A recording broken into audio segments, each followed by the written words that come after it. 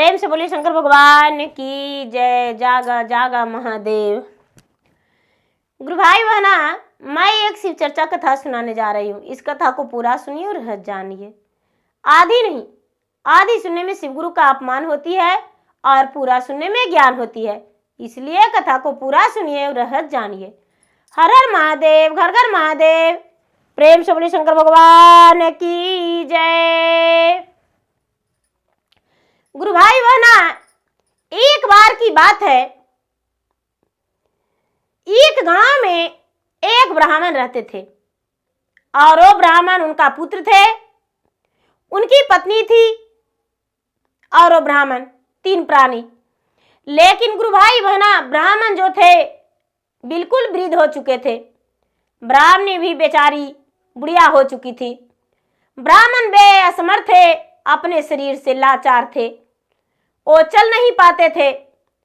और रही पुत्र की बात गुरु भाई बहना, तो पुत्र बेचारा एक राजा के घर में राजा की बेटी के प्रतिदिन कथा सुनाने जाते थे। और राजा की बेटी प्रतिदिन कथा सुनती थी और कथा सुनकर ही वो भोजन करती थी।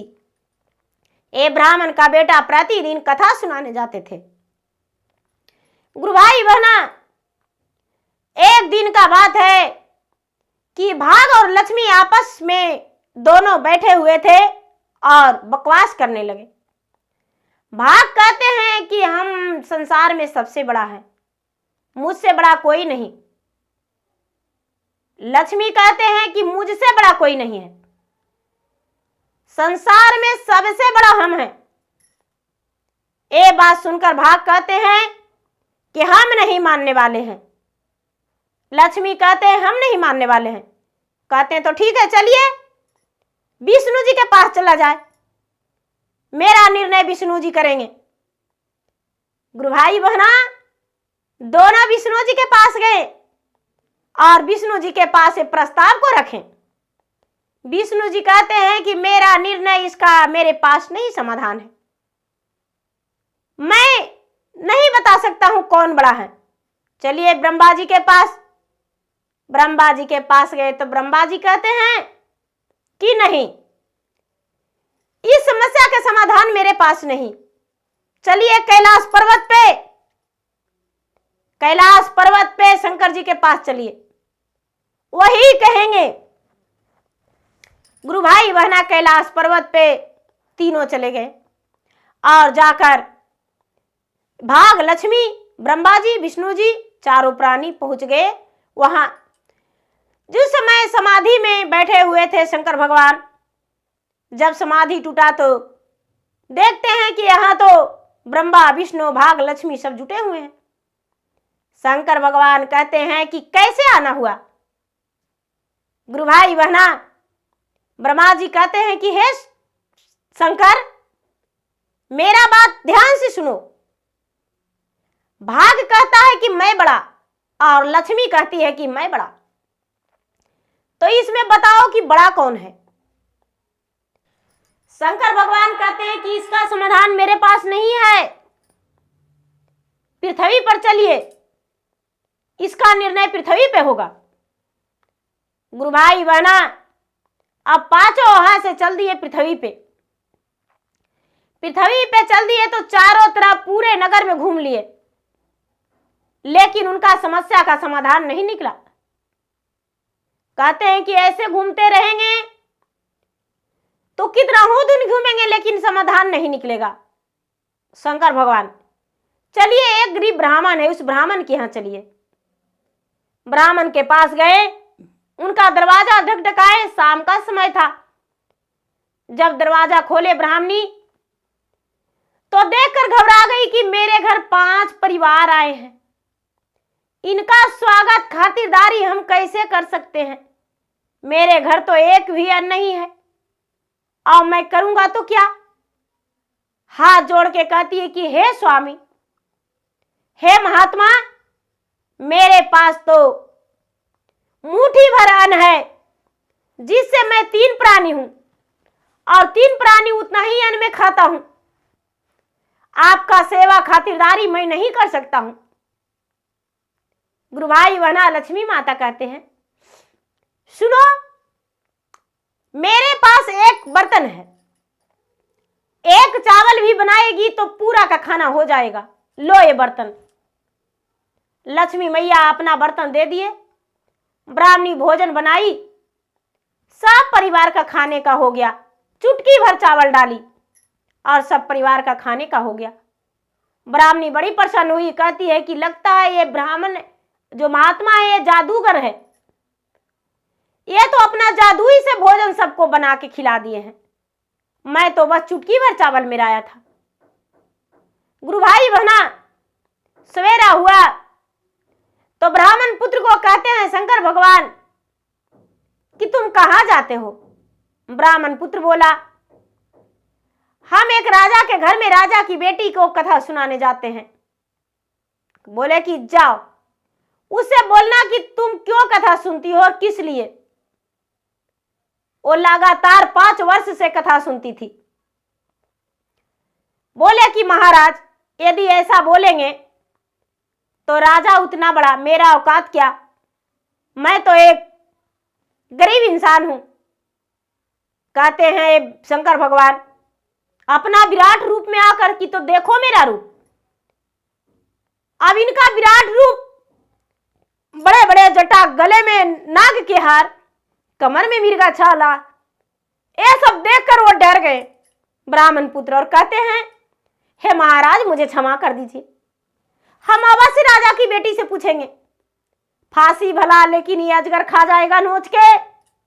आपका गले में तो इतना बड़ा बड़ा नाग है। हे भगवान, मैं किसका चंगुल में फंस गया हूं, मैं कौन व्यक्ति को रख लिया हूं घर में। गुरु भाई बहना, ओ ब्राह्मण पुत्र चल दिए और राजा की बेटी को कथा सुनाकर और कहते हैं कि मेरा कथा कैसा लगा। तो राजकुमारी कहती है कि प्रतिदिन तो हम कथा सुनते हैं, अच्छा लगता है। ब्राह्मण पुत्र बोले, तो बताओ कथा तुम किस लिए सुनती हो, तुम्हारा लव क्या है। और राजा की बेटी राजकुमार बोली, क्या कहूं ब्राह्मण देवता, मैं चाहती हूं कि मेरे पति ऐसा हो जो उसका सारा संसार में चर्चा हो, उसका लीलार पे चांद सूरज का जोत हो और चेहरे पे मुस्कान हो, उसका संसार में तीनों लोक में उसका नाम जाने। ये ब्राह्मण कहते हैं कि सुनो सुंदरी, जैसा तुम कहती हो वैसा सब गुण मुझ में है और मैं जा रहा हूं, इसका जवाब मुझे घर में भेजा देना। इतना कह के ब्राह्मण का बेटा वो चला गया घर। जाके शंकर भगवान से बोला, हे महाराज आपकी बात तो मैंने रानी से प्रस्ताव रख दिया हूं। भगवान तो अंतर्यामी थे, सब कुछ जान रहे थे। राजा से जाकर बेटी बोली, पिताजी आज मेरे साथ बहुत अनर्थ हो गया है। उसके पिता जो राजा थे वो कहते हैं कि क्या। पिताजी, जो ब्राह्मण का पुत्र मुझे कथा सुनाता था वो आज कहता है कि तेरे पति बनने लायक मैं हूं, मुझ में सब गुण है। राजा बोले कि ठीक है बेटी, मैं तुरंत उसको फांसी का ऑर्डर देता हूं।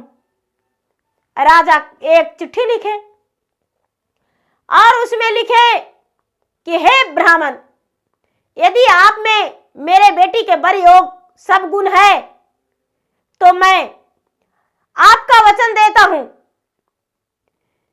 कि मैं अपना बेटी से आपका अवश्य विवाह कराएंगे, लेकिन सबसे पहला शर्त यह है कि मेरा बारात में इतना लोग होना चाहिए कि मेरा तम्बू जो तनाएगा समियाना,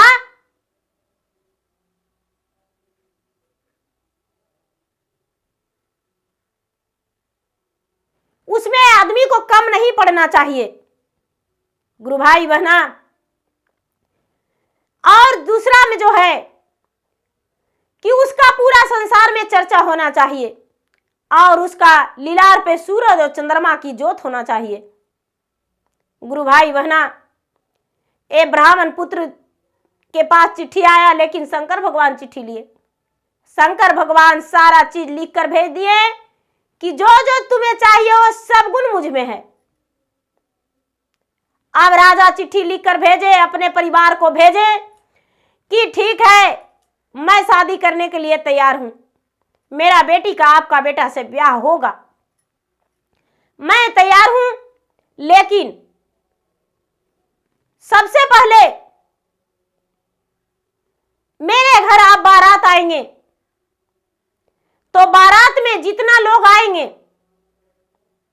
मेरा जो बचा एक अन्न बिगाना नहीं चाहिए भोजन। आप कितना आएंगे वो मुझे नहीं जानकारी, लेकिन मेरा बारात में भोजन नहीं बर्बाद होना चाहिए। जितना भोजन रहेगा बारात मिलकर सबके खाना होगा। राजा स्वीकार लिए। जो नौवा ब्राह्मण गया था उनके घर दिन बैठाने शंकर भगवान भभूत दिए थे। ओ भभूत सोने चांदी हीरे मोती में बदल गया और जाके बोला कि महाराज वो ब्राह्मण गरीब नहीं है, हीरे मोती हमें दिया है दान में, देखिए आप तो जौ देते हैं, लेकिन उनके घर मुझे हीरे मोती मिला है। गुरु भाई बहना, ऐसा देखकर राजा बड़े संकोच रह गए। जब बारात सजा तो रथ जो था, जो जिस घोड़ा पे दूल्हा सजा, उसका तो लग रहा था कि सुनहरा तन आकाश में उछल रहा था, उड़ रहा था घोड़ा, और जैसे गहनों से सजाया हुआ अंग अंग घोड़ा को। और जो ये ब्राह्मण पुत्र था उसका लीलार पे चांद सूरज का जोत लगा हुआ था, पूरा सेहरा सजा हुआ था। इतना सुंदर दूल्हा लग रहा था, इतना सुंदर कि लोग देखकर आंखें फाड़ फाड़ के चकित हो रहे थे। बारात सज गया।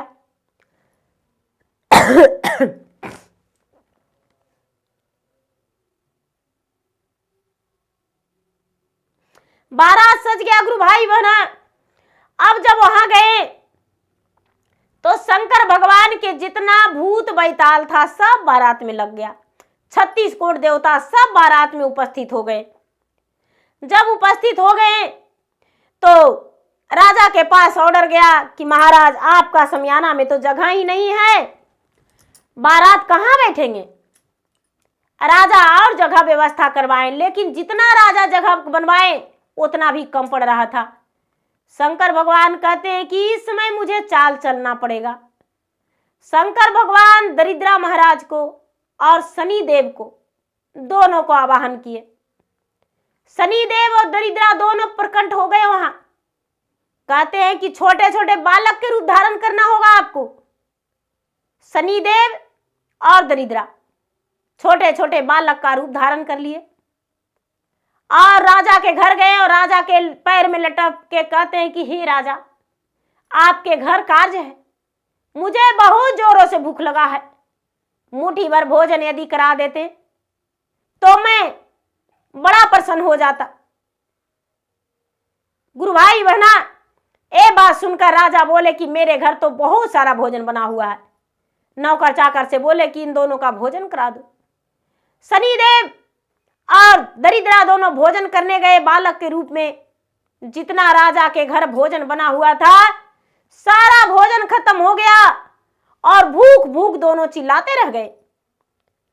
जो राजा के पास सेना थे, उनके आए हुए हित परिवार थे, वो राजा से कहने गए कि हे राजा साहब, ये तो अनर्थ हो गया, जितना भोजन बना हुआ था दोनों बालक खा गया, अब क्या करूं, कैसे भोजन इतना जल्दी बन सकेगा।